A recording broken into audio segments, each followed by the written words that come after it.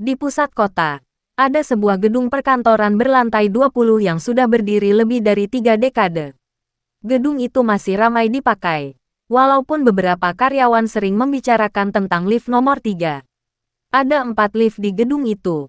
Semuanya terlihat sama, pintu baja berwarna abu-abu, tombol digital, dan bunyi khas saat terbuka. Tapi, sejak dulu, orang-orang memperingatkan, jangan pernah naik lift nomor 3 setelah pukul 10 malam. Awalnya, larangan itu terdengar seperti lelucon kantor. Tapi ternyata, ada kisah gelap di baliknya. Rani, seorang karyawan lembur, baru 3 minggu bekerja di gedung itu. Malam itu, semua lift penuh karena banyak orang pulang bersamaan. Tinggal lift nomor 3 yang kosong. Ia ragu sejenak, mengingat gosip yang sering ia dengar. Tapi karena sudah capek, ia tetap masuk. Lift bergerak naik, awalnya normal. Tapi tiba-tiba, di lantai 7, lift berhenti mendadak. Lampu meredup, layar penunjuk lantai tidak lagi menunjukkan angka, melainkan hanya garis berkedip. Saat pintu terbuka, Rani melihat sesuatu yang aneh, lorong panjang dengan dinding kusam dan lampu berkelap-kelip. Padahal lantai 7 seharusnya dipenuhi ruang kantor yang modern. Lorong itu sunyi, kecuali suara samar seperti orang menangis jauh di ujung. Pintu lift menolak tertutup, seolah-olah sesuatu menahannya. Rani panik, mencoba menekan tombol ke lantai lain, tapi semua tombol tidak berfungsi. Suara tangisan semakin jelas, berubah menjadi rintihan lirih. Tolong aku, jangan tinggalkan aku di sini. Dari lorong gelap itu, terlihat bayangan seseorang merangkak pelan. Rambut panjang menutupi wajahnya, dan suaranya seperti tercekik. Rani mundur ke dalam lift. Jantungnya hampir pecah. Saat sosok itu semakin dekat, lampu lift padam sejenak. Gelap total, dan di telinganya, ia mendengar bisikan. Kenapa kamu masuk ke lift ini? Ketika lampu kembali menyala, sosok itu sudah berada tepat di depan pintu lift. Wajahnya pucat, matanya hitam tanpa bola mata, dan dari mulutnya menetes darah hitam. Pintu lift akhirnya menutup dengan keras, seolah-olah mengusir makhluk itu. Lift bergerak lagi, tapi bukan naik atau turun. Rani melihat angka di panel berubah. -1, -2, -3. Dia tahu gedung itu tidak memiliki basement sebanyak itu. Jantungnya berdegup keras. Ketika pintu terbuka lagi, yang terlihat hanya ruang luas gelap penuh suara jeritan orang. Rani merasakan tangannya ditarik dari dalam kegelapan. Satpam memang menemukan tas kerja Rani di lift, tapi tubuhnya tidak pernah ditemukan. Pihak kantor hanya bilang Rani mengundurkan diri mendadak, agar tidak menimbulkan kegaduhan. Namun, teman-teman sekantornya tahu ada yang aneh. Beberapa hari setelah kejadian itu, rekan satu timnya, Dimas, mulai menerima pesan WhatsApp dari nomor Rani. Pesan itu aneh, hanya berupa lokasi Sare Live di dalam gedung.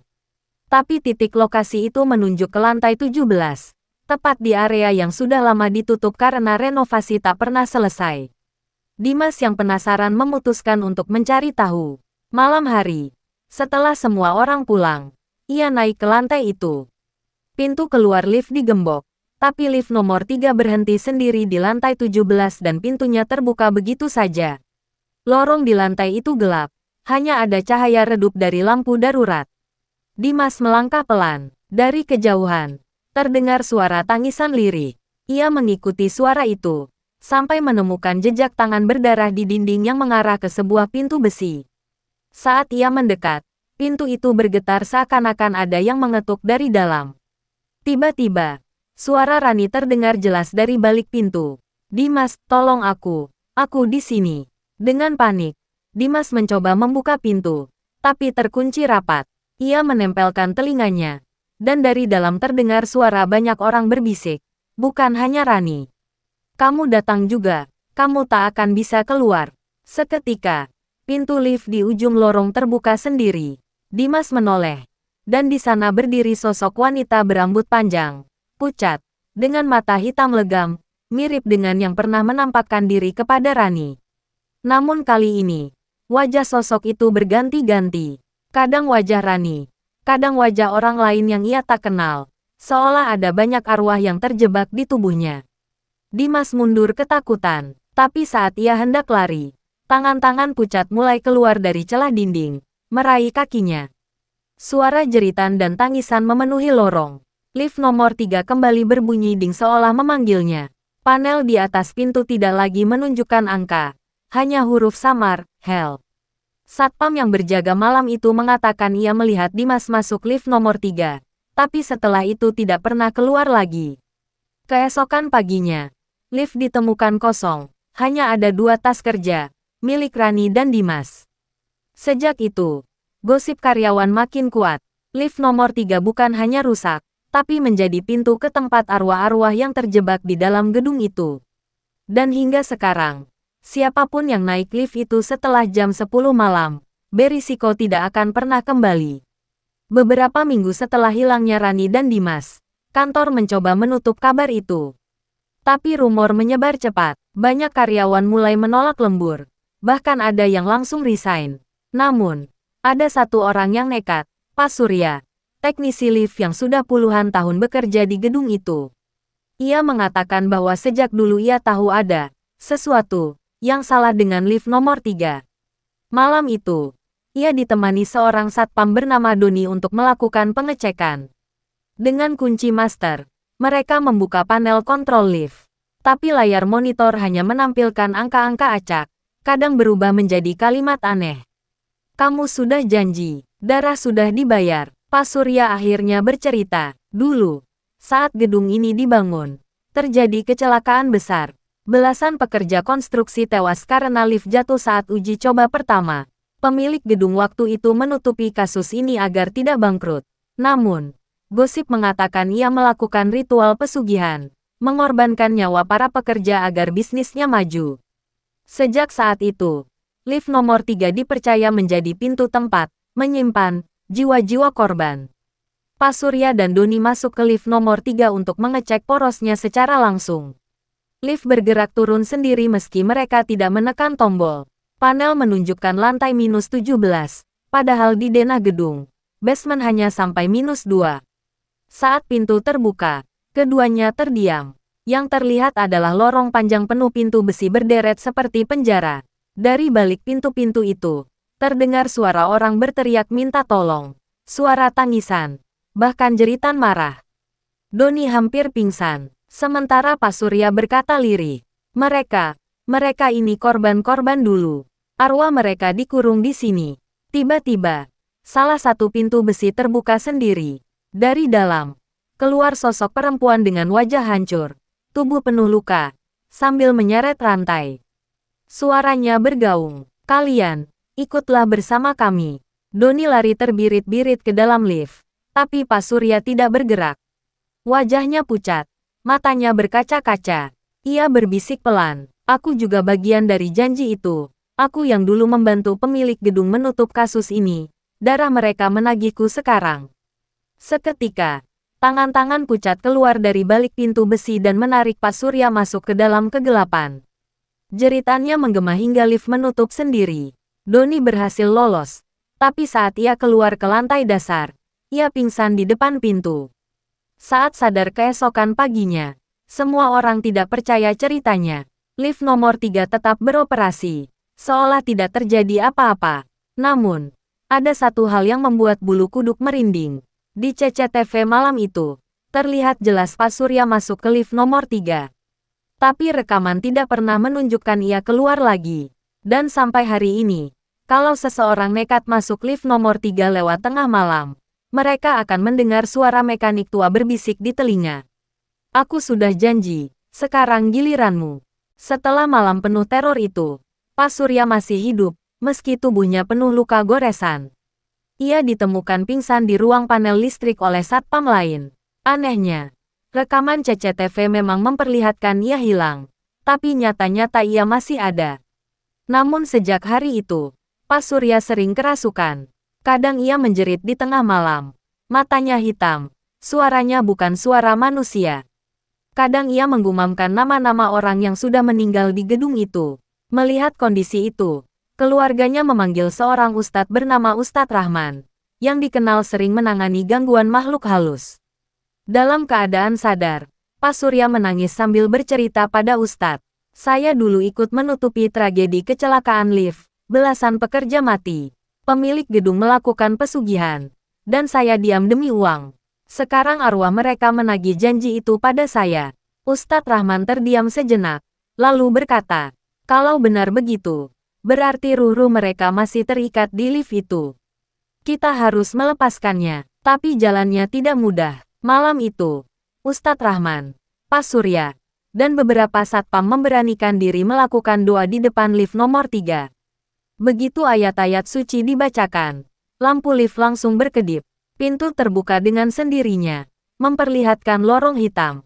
Dari dalam terdengar jeritan keras, seakan puluhan orang menjerit serempak. Tiba-tiba, angin dingin berhembus, dan sosok-sosok hitam muncul di sekitar mereka. Satpam ketakutan, tapi Ustadz Rahman terus membaca ayat kursi dan doa-doa ruqyah. Salah satu sosok menyerang, wajahnya remuk dengan darah mengalir.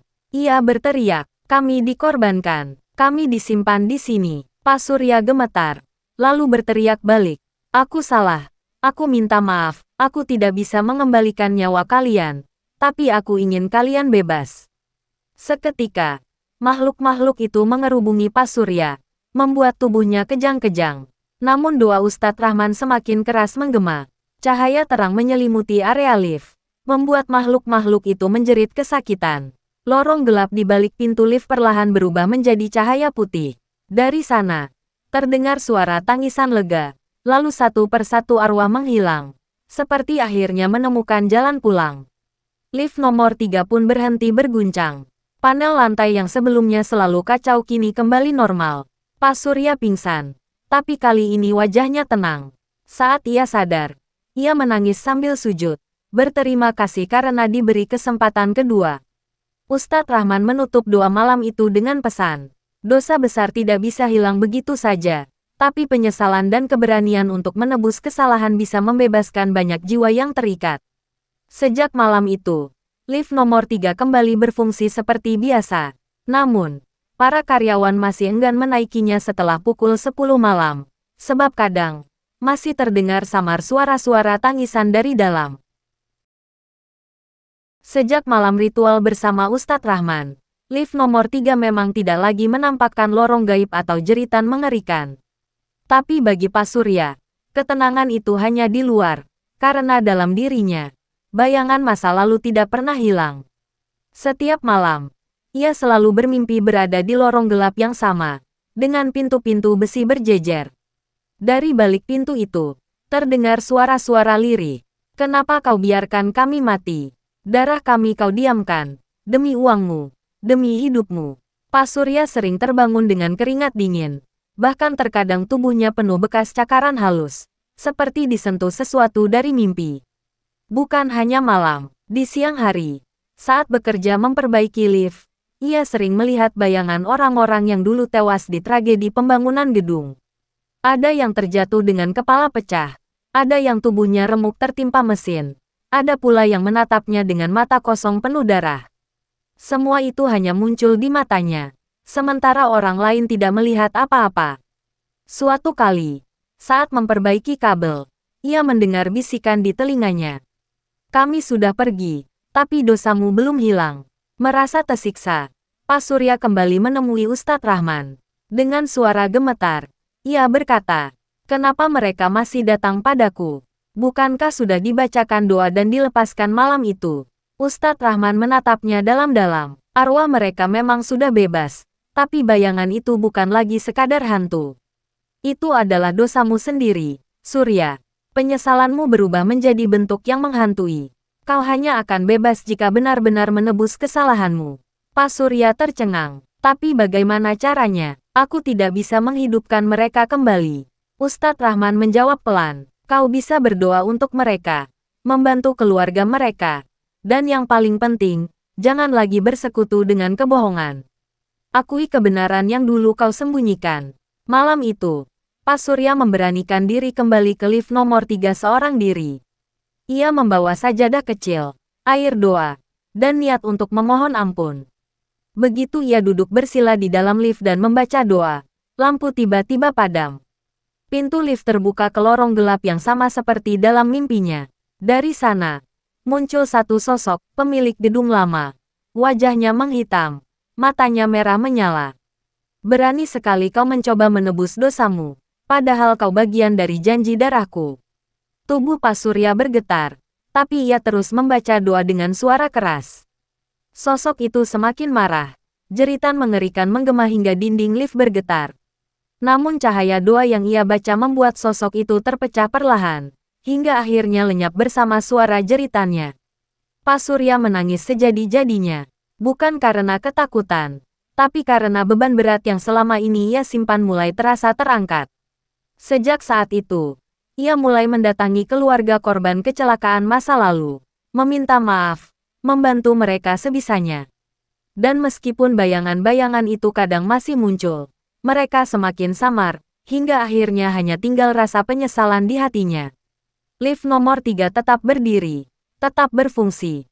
Tapi bagi Pak Surya, setiap kali pintu itu terbuka, ia akan selalu teringat bahwa dosa tidak pernah bisa dihapus begitu saja, hanya bisa ditebus dengan penyesalan dan perbuatan baik yang nyata.